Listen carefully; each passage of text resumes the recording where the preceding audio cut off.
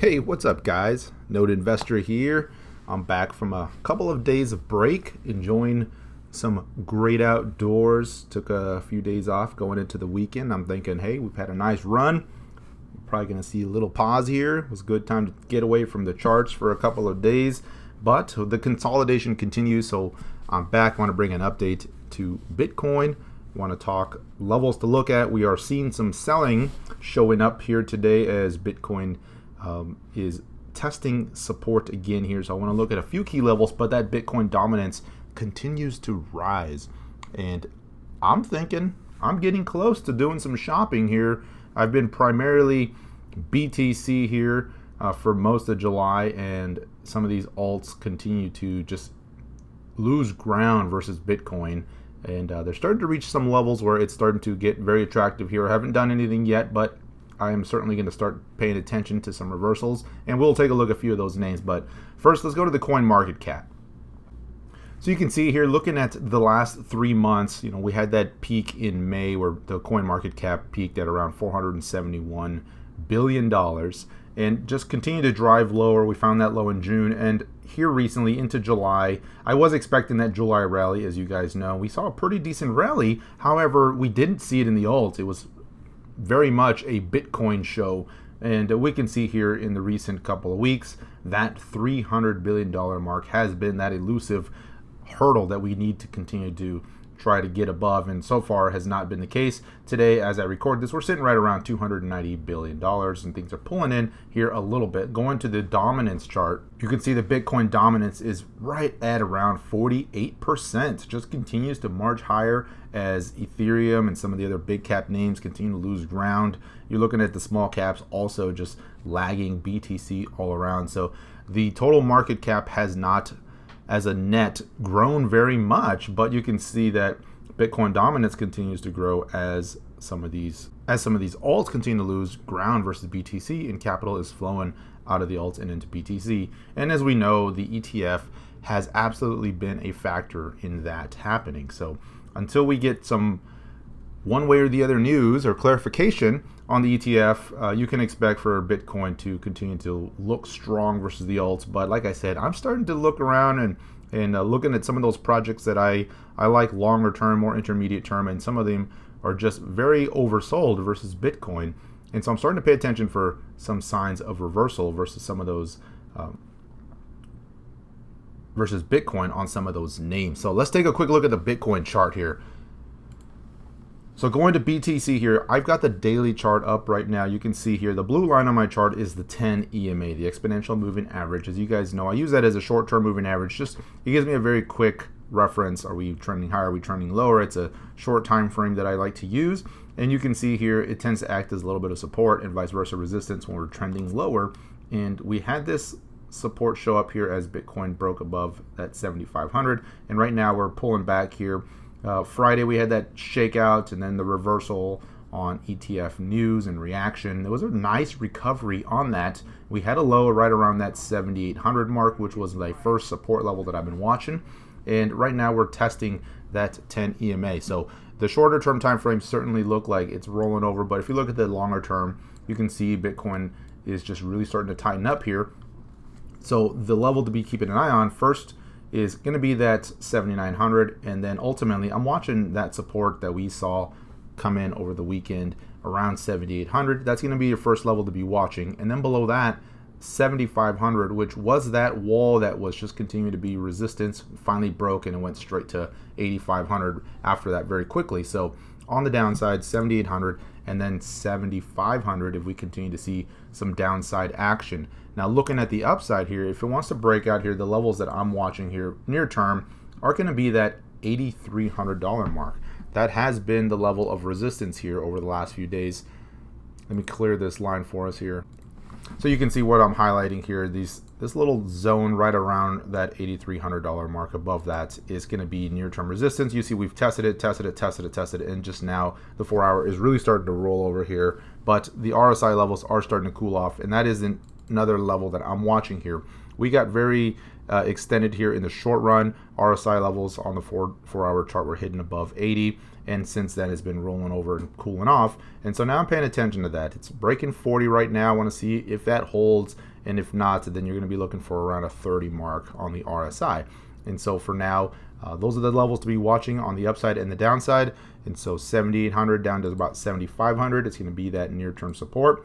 And on the upside, around 8,300. In between there, as far as I'm concerned, it's just consolidation, just kind of some pause in the action. As far as my trading goes right now, I haven't done a whole lot. Just been sitting tight here. As you guys know, I was kind of away for a couple days and took some profits, had some open positions going into the trip.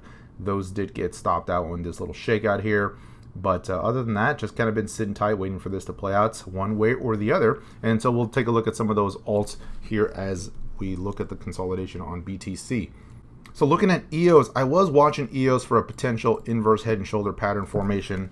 It did not materialize. It is not forming right now. And in fact, you're seeing this starting to really roll over here on the USD pair as Bitcoin sells off. So this 760 mark was kind of the area I was wanting to see it hold and form that right shoulder. We tested that neckline again right around that $9 mark, but just could never follow through and break to the upside. But if you look at EOS on the BTC pair, it's testing this lower trend line on a potential falling wedge pattern. And so I'm watching a lot of these BTC comparatives to start looking for these washed out levels. You're seeing them test support again. RSI levels are hitting some lows here on EOS. For example, it's down at the 23 mark here on the daily chart.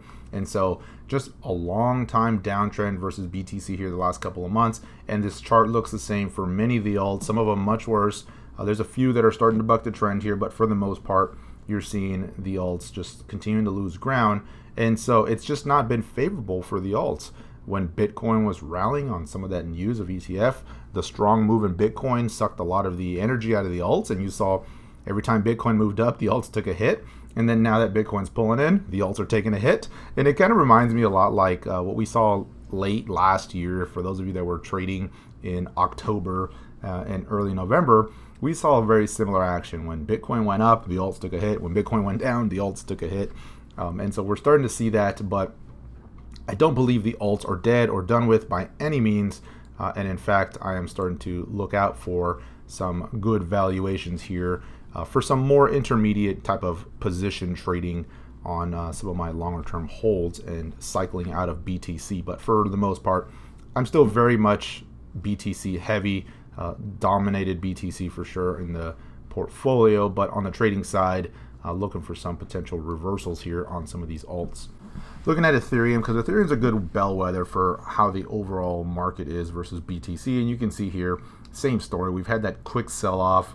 There's been very few rally attempts, and they've been short-lived and just continues to drop and lose ground, but also starting to hit some oversold levels. RSI here is on the 24 level, and you can see this is approaching the April, May, or the March, April lows that we saw here. And so this is starting to retest that low. It's going to be interesting to see if we bounce off of there. Do we make a higher low or hit that same level and then start to find some support?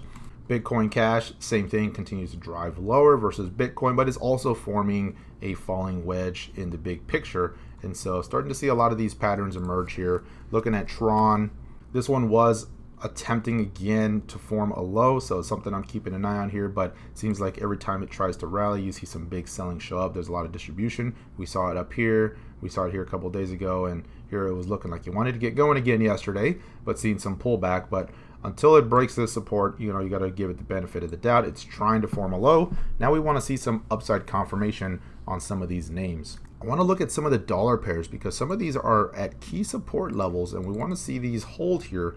And so they're not looking very bullish here, I gotta say. If you look at OMG here on the USD comparative, this is a descending triangle pattern which generally breaks lower and is bearish. And so it's testing support right now, right around that 650 mark. So this is a must-hold level. Below that, you're gonna see another leg down on some of these names, but you're seeing this pattern, and it's just they attempted to put in a low, but they could not rally higher. You're seeing lower highs on some of these, and so the alts don't look like they're ready yet, and a lot of these are testing support, so something to keep an eye on here. IOTA is another one that's showing a similar pattern. If you look at IOTA on the dollar pair, it's right at support around that 90 cent mark. but the highs are getting lower. So as this coils up, it's going to be interesting to see if this long time support holds. Below that, you can see a pretty quick leg down, and so there's something to keep an eye on here. So I'm watching both the USD pairs as well as the BTC pairs, because you got to keep an eye on both. Sometimes one lends itself better than the other in terms of watching clear support, clear resistance. A good example of that would be Binance coin. So we saw BNB here having a nice little rally a couple days ago, and it was just moving nicely off of this this low that it put in around that $12 mark. And you can see this rallied right up to about that 1480 mark or so. But the interesting thing to watch on this, if you go to the BTC pair, this rally ended right at support on the BTC pair. So if we go to the BNB BTC pair, you can see here this area of support that broke down, we had a swift pullback, and then we had that rally, and that rally was basically a bounce right into that support or a resistance now, and you can see that's where the rally ended. And so now what you want to look for is, do we make a higher low? Was that the low down here versus BTC, and now we're going to make a higher low and continue the trend? Or was that just a bounce from oversold conditions and right into resistance, and it's going to continue lower? And so that's why I look at both. It certainly helps from that perspective in terms of looking for significant levels of support and resistance. So back to Bitcoin, guys, that's going to be it for today. Just wanted to bring that update on the market, give you my thoughts on some of these charts. I will be doing an early live stream tomorrow, so look out for that link. Appreciate all the subscribes and the likes. Until next time, take care, everyone.